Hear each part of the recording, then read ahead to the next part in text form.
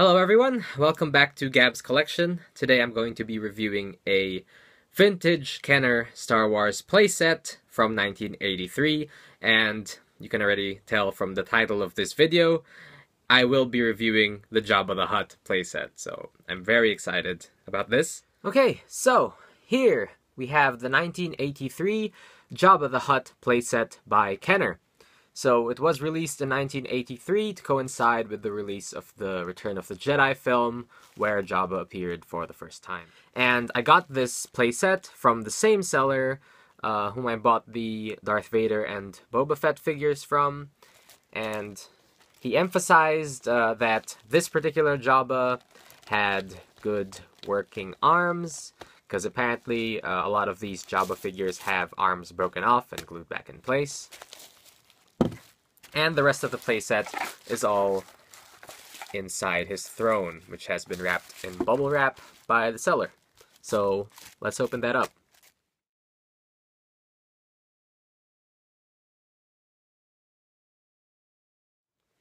Okay, now let's set up Jabba's throne. So we have this railing. So everything is in a Ziploc bag, because that's how the seller gave it to me. This is the railing, and it has that bowl here where Jabba would keep his swimming snacks. And I'll just put that right here, just slots in place. So you heard that clicking sound.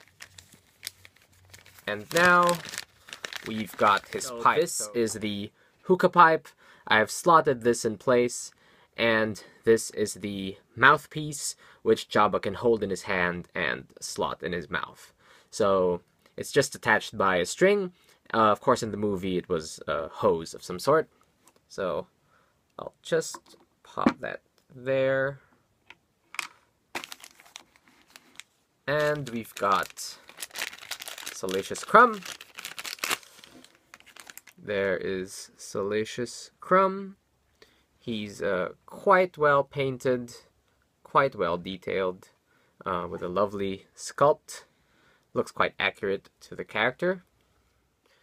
And now we'll just sit Jabba on top of his throne. And see if I can do this without facing him.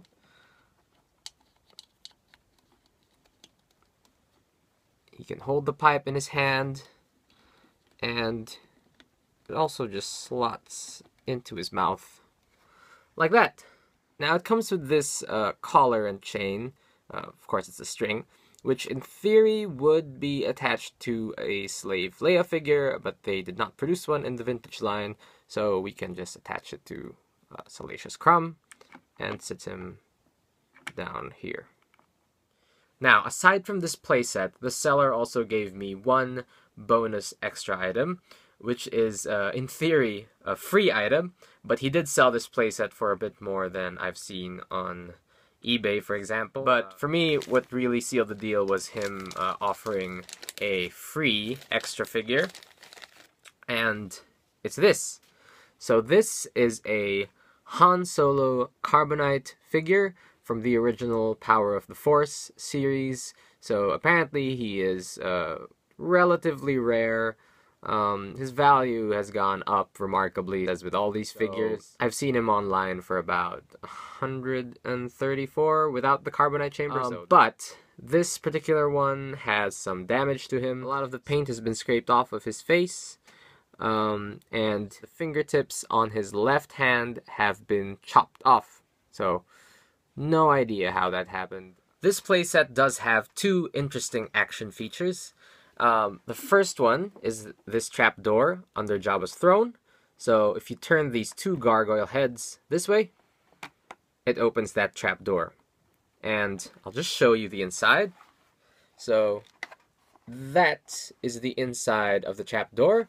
And you can see that there's a lot of sculpted detail in there. So you've got some sort of rat-looking creatures. I'm not sure of the exact name of these creatures. Some lizard-looking creatures. And some skeletons. So that is interesting. But equally interesting is the fact that this does not appear in the film. So this was obviously inspired by the Rancor pit, but in the film there's no actual trapdoor under Jabba himself, because that would not make sense, but it does sound rather terrifying if you think about it, to be just lying down under Jabba. So it is quite shallow, so it's only deep enough to have figures lying down, not standing up, so Han would fit there quite comfortably. I'm not sure how many figures you could fit in here, but quite a lot, I imagine. So it does have a very simple mechanism, but it works quite well, so very simple there, but very effective. Now, let's take a look at Jabba himself. So Jabba is appropriately large, and there's a lot of good sculpting detail here. I'll just show you that. And I'll just show you the back as well. So those wrinkles, those boils and warts all the way around. And he also has a sculpted version of his tattoo here.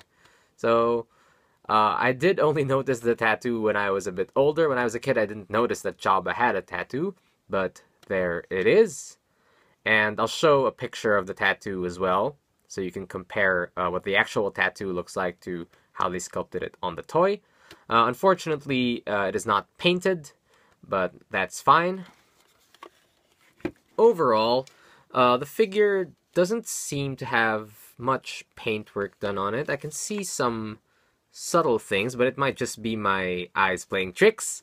But it does look like they just went with one solid color for the whole thing. And that's fine. It's a classic look, specifically for this figure. It's a classic figure design, but it would have been nice if they did a bit of the darker greens here and then had this paler color at the front. Now, his eyes are not made of the same plastic as the rest of his body. They're actually inset eyes. So they are a translucent reddish-orange plastic, and they were sort of just pushed in and glued in place. Now, in terms of articulation, Jabba's arms move up and down, so they are not on ball joints. Don't try to stick them out sideways. I guess that's how these break off. So the pegs would normally break off on the arm joints, and I guess that's from people trying to spread his arms sideways like that. So don't try that. But another point of articulation relates to his actual action feature. So Jabba himself does have an action feature. So if you turn his body, his tail moves with it.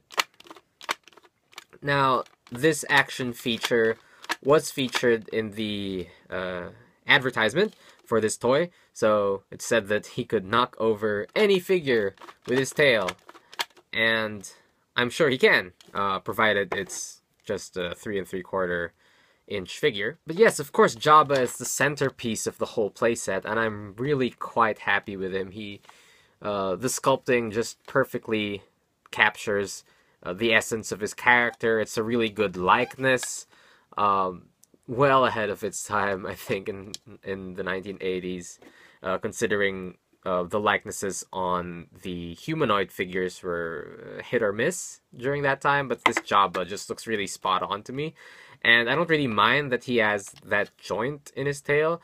I don't think it makes him look bad at all, or I don't think it detracts from the likeness at all. And I think the action feature is quite fun, although it's quite simple. It's just this over and over again. But I imagine if you were a kid, you'd have a lot of fun with this, and I'm having a lot of fun with it right now.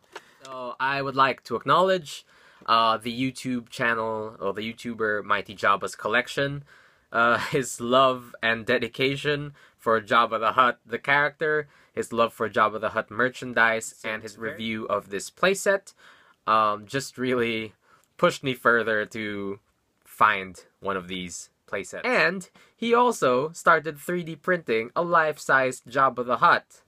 So that's true dedication.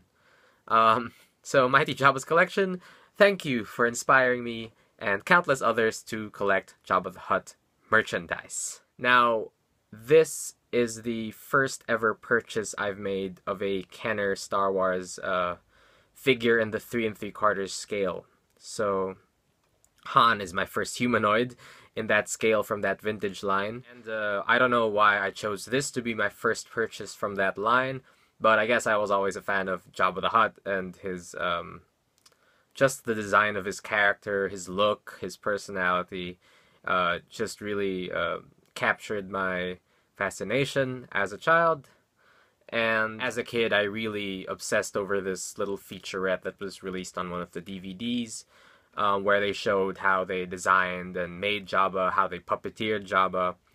And the only other Jabba figure I've ever owned has been the Clone Wars Jabba figure, which I do enjoy, but of course it's a stylized animated Jabba, and I'm just really happy to have this Return of the Jedi Jabba from his very first incarnation, and of course what people would deem the best incarnation, his original. So the Clone Wars Jabba figure did come with a different railing, so this railing only goes up to here, but with the Clone Wars Jabba figure it goes all the way to the back, which I imagine it did in the actual film. But unfortunately, I don't have my Clone Wars Jabba on me right now, so it's back home in the Philippines. But it would be interesting to do a comparison of the railings, at least, and the pipes. Of course, the Jabbas are completely different, but the Hookah Pipe is quite similar. Although in the Clone Wars version, the Hookah Pipe does have a rubber hose instead of this string hose. So the rubber hose is actually more accurate. But overall, I do prefer the 1983 version. It just has a really classic look. And the seller, when I told him that I hadn't even seen this playset in person before, he was really shocked. And he said every person should have this playset. Every person, not just every collector, but every human on Earth should have this playset. So I wouldn't go that far, but I would say that it's a very detailed playset. So the sculpting is all really good on the throne, on the railing, on Jabba himself, the pipe, Salacious Crumb. It's just a shame that this sort of playset has gone out of style in the past few years. If they do come out, they're quite expensive, but certainly with the new Star Wars movies, I haven't seen any playsets of this quality with this many features in it being released. Now, I am just starting off my collection, so as I said, this is my first 3 3/4 scale Star Wars Kenner purchase, but I would really like to expand this Jabba the Hutt playset by getting the other characters from Jabba's palace. I'm currently watching a listing on eBay that has a few of his henchmen, although they're all missing their weapons. So there is a Bib Fortuna in that lot, but he doesn't have his staff. Now I'm not sure if I'm gonna get one with the staff already, because the staff itself costs more than the actual figure in some cases. So I'm gonna have to think about that. But I am interested in making a sort of mini diorama of Jabba's palace, since this is what I've started with anyway. And for Empire and A New Hope, I already have the large-size Star Wars figures to cover that part of my collection, so maybe with 3 3/4, I'll just focus on Return of the Jedi, and maybe specifically Jabba's Palace. So maybe that'll allow me to focus in my collection, just so I don't start buying every single figure that existed, because I don't think that's for me. Okay, thank you all for watching my second ever toy review, if you can call that a review. So it was more of really a setup video and just showing you what things are. And I know other people have reviewed this playset. A lot of other YouTubers have reviewed this playset, but I just wanted to give my thoughts on it. Now, I'm not sure where my plan to do a mini diorama of Jabba's palace is going, but if I do start making one, I will upload videos of that process. And I'm also hoping to get members of the Max Rebo band to sort of fill out this area. So I will post another video if and when any development happens. So see you next time. Thanks again. Bye.